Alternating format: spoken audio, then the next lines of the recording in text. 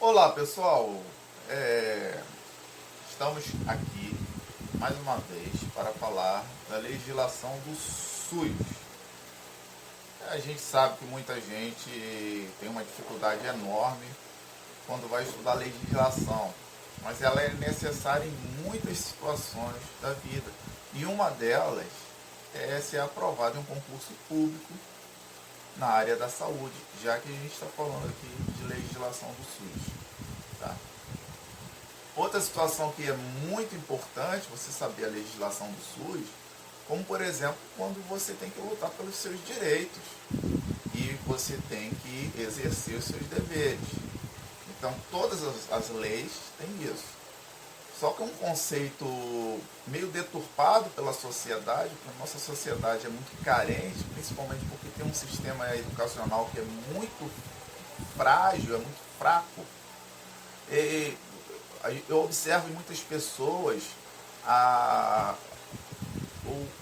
o desinteresse em estudar lei, o desinteresse em estudar política e o desinteresse até mesmo em estudar ciência. Mas existe um ímpeto muito forte de você falar com propriedade sobre coisas com as quais você não leu, você não tomou conhecimento, você não estudou. Não estou falando você que está assistindo o vídeo, não me compreenda mal. Estou falando que isso é uma coisa que tem acontecido muito nos dias atuais. E o que acontece? Aí vem as tais fake news, que é um termo moderno, mas a desinformação ela sempre existiu antes da internet, antes do YouTube, antes desses canais novos de comunicação aí, da velocidade da informação está indo tão supersônica como tem sido nos nossos tempos. Por exemplo, na década de 80, dizia-se que o presidente dos Estados Unidos da América tinha um botão debaixo do travesseiro dele, que se ele apertasse, a bomba atômica era detonada e o mundo inteiro acabava. Isso era uma desinformação da época, não existia o termo fake news. E não era colocado para a gente como desinformação. Mas como a gente tem um sistema educacional muito frágil, muito fraco, a gente não sabia nem o que era uma bomba atômica, muita gente não sabia nem o que era um átomo, né? Não conseguia nem terminar a quarta série do primário, que na época era classificado dessa forma, quarta série primária. A quinta série já era um nível muito alto, a cobrança era muito maior, as matérias aumentavam o número de matérias muito maiores, muita gente não desistia no meio do caminho.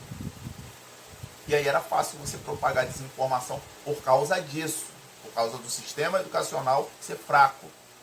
Hoje a gente tem um sistema educacional onde as pessoas têm melhores chances de serem aprovadas lá no galgar lá do ensino fundamental e posteriormente no galgar dos anos letivos do ensino médio, mas ainda tem esse degrau muito alto entre o ensino médio e o ensino universitário, que muitos ainda chamam de nível superior.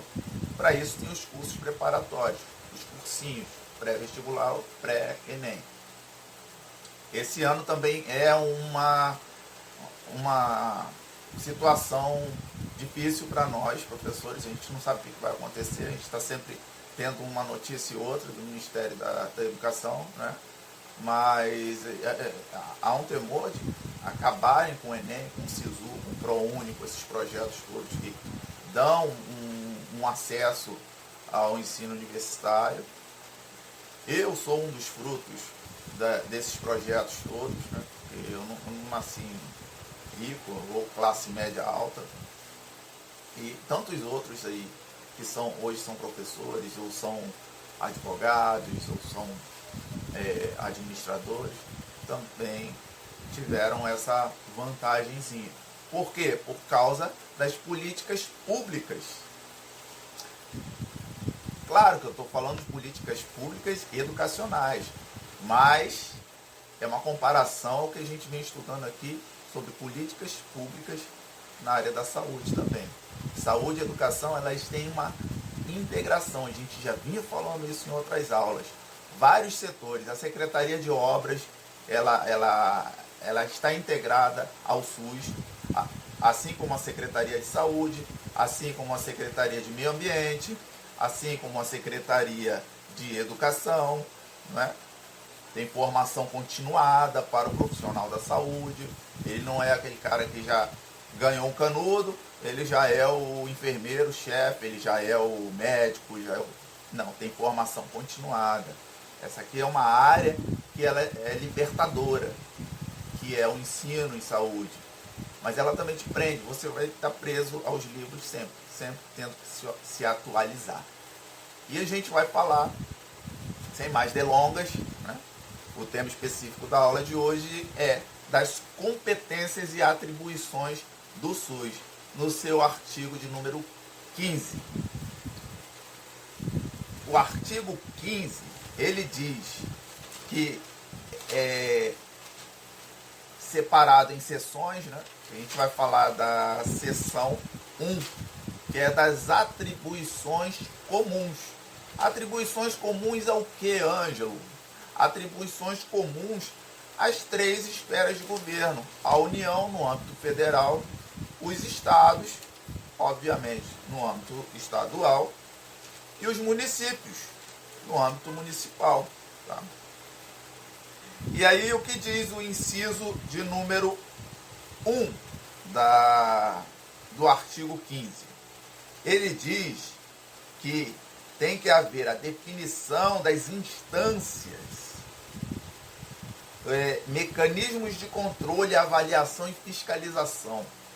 Já no inciso 1 já está dando a entender que se tiverem erros aqui, pode ter uma auditoria, pode ter alguém que vai lá fiscalizar o trabalho dessa pessoa, vai fazer um levantamento todo da papelada daquela unidade de assistência à saúde e descobrir ali alguma coisa podre. Porque o sistema de saúde, né, o setor saúde é um setor muito vulnerável a desvio de verba, à corrupção. Então, já no inciso 1, já vem alertando sobre isso. No inciso 2, vai falar da administração de recursos do orçamento e financiamento destinados anualmente à saúde, tá?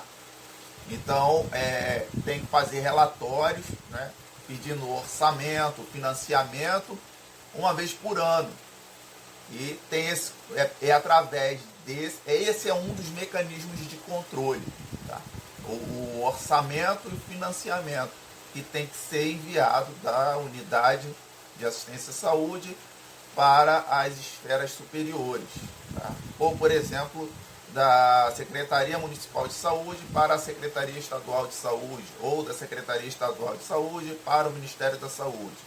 Então, é através disso que ocorre aquele controle, aquela fiscalização, né, e aquela avaliação.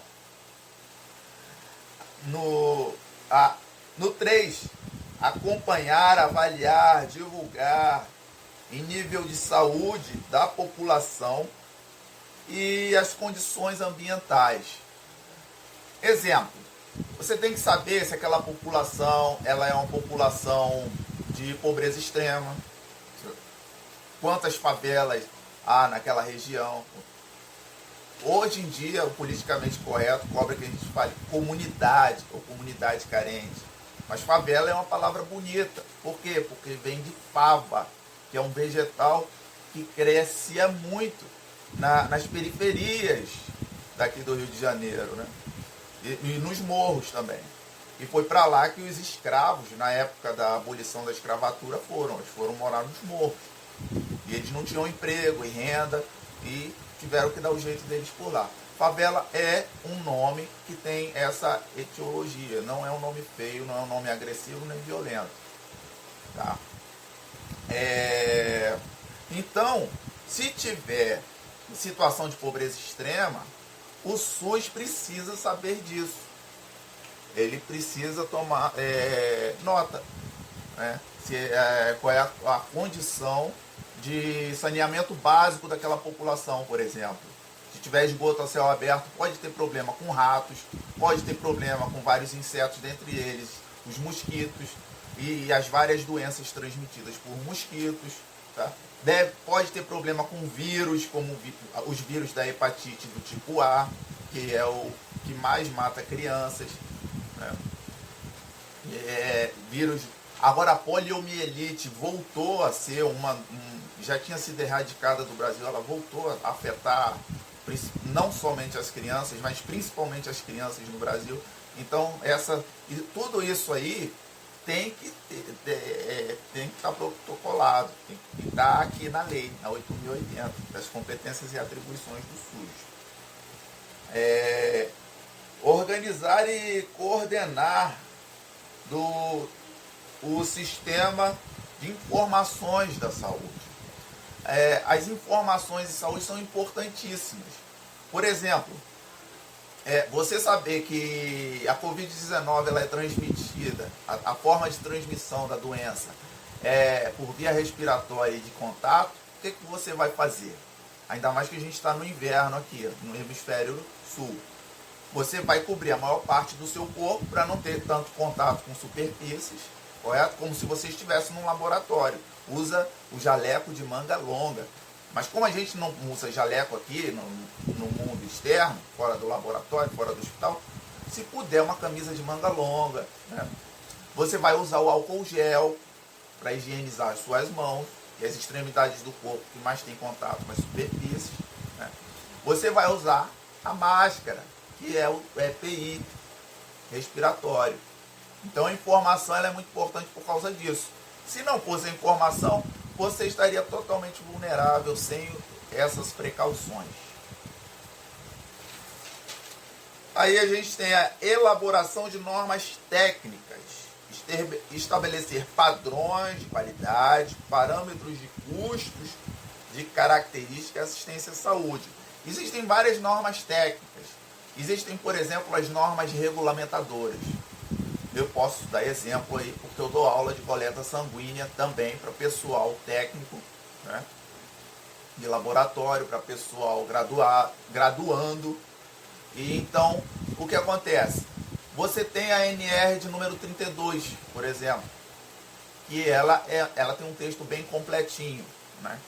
E ela também cita outros documentos que dão um amparo legal para fazer uma punção venosa, sem correr o risco de levar um processo, de cometer um erro operacional aí e ter que responder processo judicial. É um exemplo que eu estou dando, mas também tem as normas operacionais básicas, tem várias outras normas técnicas. Elaborar normas técnicas e estabelecer padrões de qualidade, promover a saúde do trabalhador, da saúde. Né? Então, essas normas técnicas aqui, vou dar um exemplo aí.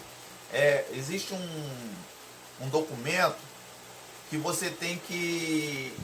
O acidentado com perfuro cortante na área da saúde, ele tem que ter o nome dele num livro ATA, que é um controle que tem na unidade de saúde. Ele tem que entrar num programa que vai fornecer a ele antirretrovirais para poder evitar que a célula-alvo do HIV seja infectada. E tem um período aí de... Quanto menor for o período, maior as chances de ele não ser um soro positivo para HIV. Tá? Que é uma das doenças que não se tem vacina ainda. Mas tem esse protocolo. Eu vou botar nas descrições aí, embaixo ou em cima, o protocolo para os acidentados aí com perfuro cortante, profissionais de saúde. Aí o pessoal dá uma lidinha, porque senão eu vou perder muito o foco da 8.080 aqui, ok? E aí a gente tem também a participar e formular políticas e execuções de ações de saneamento básico e recuperação do meio ambiente. Já vínhamos falando isso, mas agora de uma forma mais objetiva, né? É mais incisivo, tem que ser feito. elaborar e utilizar plano de saúde. Não confundir esse plano de saúde aqui com aquele plano de saúde que é pago mensalmente, ou que é descontado do teu salário, um plano de saúde privado. Isso aqui, o plano de saúde aqui significa um planejamento de saúde, tem a ver lá com o orçamento, lá do inciso 1, né? O orçamento, financiamento, aquelas questões orçamentárias todas do SUS. Não estou dizendo que o setor privado não faça parte do SUS, ele faz parte do SUS. Mas esse plano de saúde aqui é mais abrangente. Ele fala sobre isso, tá? Num contexto geral, não no conceito daquele plano de saúde que todo mundo fala assim, você quer ter um plano de saúde, né? Vamos pagar um plano de saúde. Não, é um planejamento de saúde. Tem a ver com orçamento, com financiamento em saúde, tá? Assim como eu tenho um plano de curso, como professor, existe o plano que vale por um ano letivo, existe o plano de saúde que vale por um ano, né?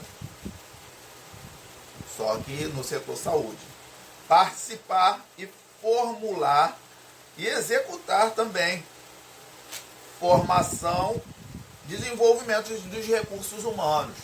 Vamos traduzir isso aí, recursos humanos? Recursos humanos é você que quer ser profissional de saúde, quer passar em concurso público.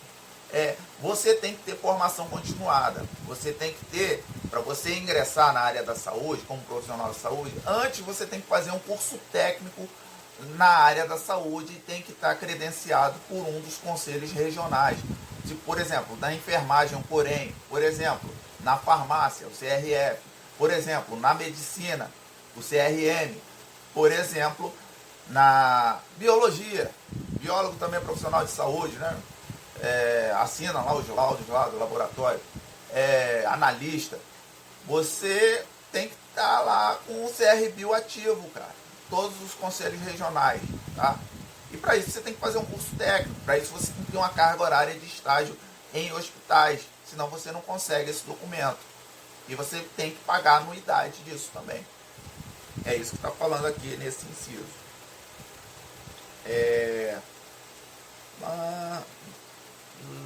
Participar, falei tanto que eu tenho que me reencontrar aqui agora.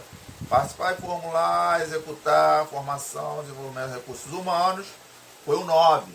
Eu não estava numerando, agora vou voltar a numerar aqui. O 10. Elaborar, propor o orçamento do Sistema Único de Saúde conforme o plano de saúde. Mais uma vez frisando, não é aquele plano de saúde, né? E esse inciso aqui, o de número 10, ele deixa bem claro que não é aquele plano de saúde que é pago do modelo privado. Vai ter capítulo mais à frente, na 8080, que vai falar especificamente do setor privado. Aqui a gente está falando ainda no contexto geral. E de vez em quando fala do setor privado, que é complementar ao SUS, mas ainda não é específico. O plano de saúde é um planejamento anual. O 11, normas para regular serviços privados de saúde de relevância pública, né? Existem normas para regular os serviços de saúde. É claro, né, as normas, os procedimentos que envolvem a saúde, né, que incutem um risco à saúde. Por exemplo, para eu fazer uma punção venosa, eu causo uma lesão que é necessária ao organismo de uma pessoa, uma lesão tecidual. Mas eu tenho que pesar, né, que o benefício, ou seja, o resultado dos exames de sangue desse paciente, vão causar um benefício a ele muito maior, porque vão proporcionar ao médico dele ter um prognóstico e, consequentemente, um diagnóstico. Então, aquela lesão mínima da furada da agulha, aquilo vale a pena, porque vai trazer resposta para o médico dele, para ele ter aí um tratamento adequado e uma eventual cura, se possível. O 12. Realizar operações externas de finanças de interesse para a saúde, autorizadas pelo Senado Federal. Então, Aí, essas instâncias externas, essas coisas que fogem muito, um pouco ao SUS, ele tem que pedir autorização ao Senado Federal. Não pedir autorização ao presidente da República, que é o líder do Executivo. O Senado Federal são membros do Legislativo. Então, não chega nem a falar nesse inciso aqui da Câmara dos Deputados Federal, mas o Senado ele tem que autorizar isso. Se fugir um pouquinho aqui ao que está detalhado ao SUS e tiver que pedir um orçamento a mais, um plano de contingenciamento, uma coisa que vai gastar mais recursos, que vai precisar de mais investimentos, ele é enviado para o Senado Federal, né, o Legislativo Nacional. O 13, atender necessidades coletivas, urgentes e transitórias, decorrentes de situação de perigo iminente, de calamidade pública, erupção de epidemias, União, Estados e municípios, que são as autoridades competentes, pode pedir bens e serviços, salvaguardo, a justa indenização, ou seja, tem que ter a justa indenização. Eles podem pedir pessoal a mais, como eles vêm fazendo com o coronavírus. Estão convocando mais enfermeiros, mais médicos para suprir a demanda. Não é? Eles têm autonomia para isso. A gente vinha falando muito de autonomia, descentralização, né?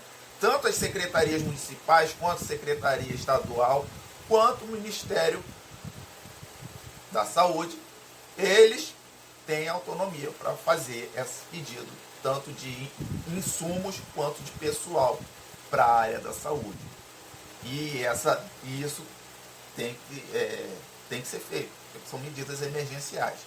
Esse aqui é um inciso que mais tem a ver com o que a gente está vivendo aí na pandemia Covid-19, é o inciso de número 13, é um inciso que pode possivelmente cair em um concurso público. E se não cair em concurso público, ele pode fazer uma diferença grande na tua vida e no teu entendimento do SUS. E se alguma coisa está sendo posta em prática ou não. O de número 14 é implantar um sistema nacional de sangue, componentes e derivados. O Sistema Nacional de Sangue, os bancos de sangue, né, tem que ter aí o banco de dados lá, com os fatores RH e do sistema ABO. E, por exemplo, se tiver que sair uma bolsa de sangue daqui de um hemocentro do Rio de Janeiro e ir para um outro estado da federação, que é o Brasil, ela tem recursos para isso. Inclusive a Força Aérea ela faz esse trabalho com o CAN. Eu tive um vídeo aí que eu falei um pouquinho do pessoal da Força Aérea, dos resgatistas. Mas agora eu estou citando um outro grupamento da Força Aérea, que é o pessoal da área da saúde. E eles transportam o sangue, os componentes de sangue, os derivados de sangue. Tá? O 15. Propor encontros, convênios, acordos e protocolos internacionais. Isso é importantíssimo. Por quê? Porque a Organização Mundial de Saúde, ela tem que ter, a gente tem que ter participação lá também. O SUS ele tem participação na OMS. Então tem que propor os encontros, né?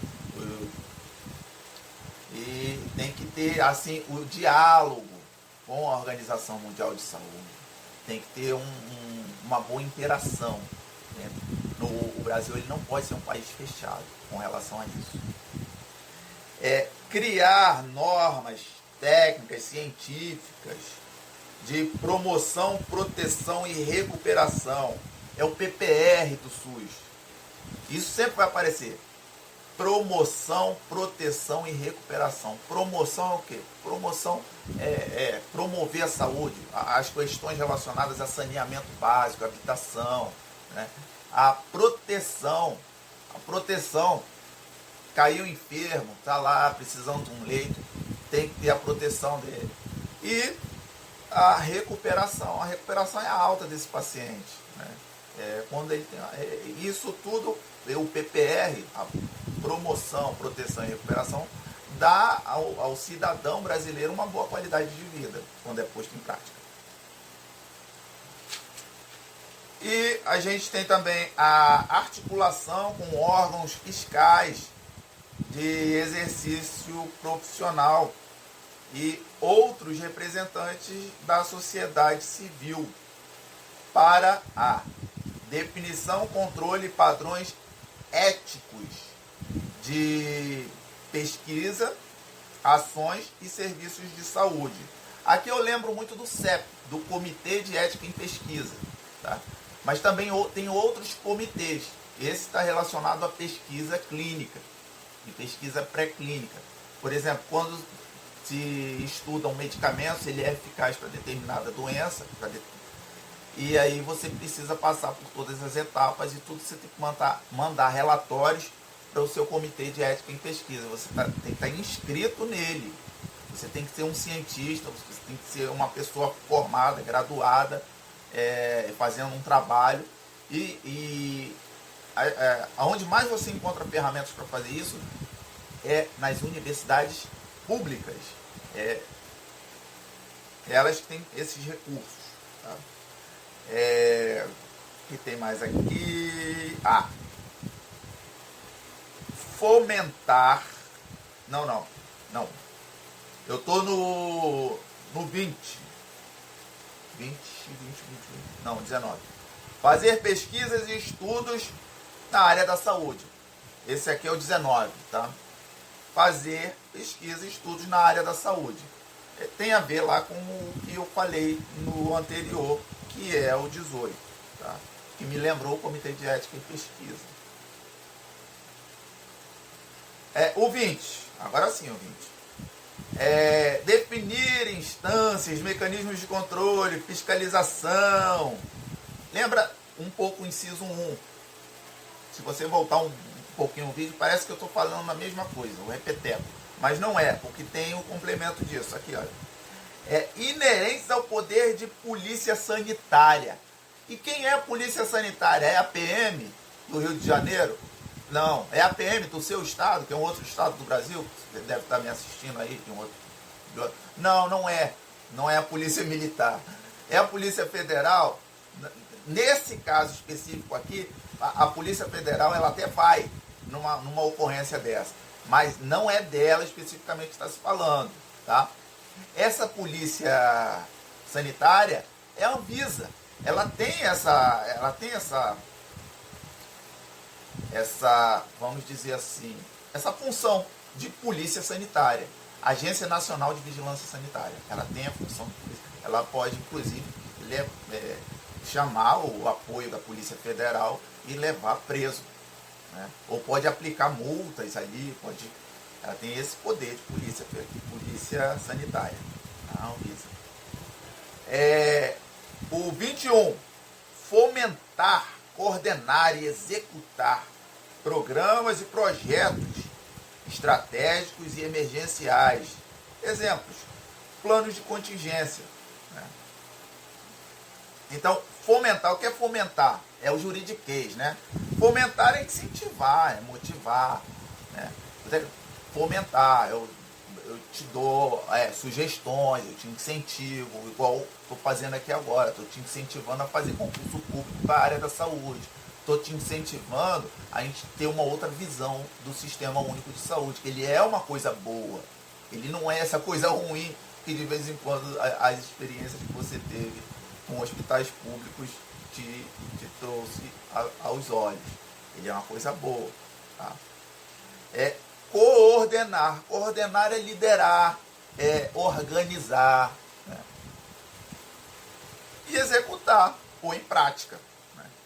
Aí o que? Lembrando, quando eu falei isso aí a primeira vez, programas e projetos estratégicos de emergência. E o que a gente está vivendo agora, né? Uma emergência sanitária, uma crise emergencial sanitária chamada pandemia Covid-19, que no caso do Brasil é epidemia, tá? No caso global, mundial, pandemia. Mas no nosso país, a gente ainda tem um problema aí que é a nossa política. E dentro de política, a política de saúde, que é o foco dessa série. Até a próxima! Sucesso!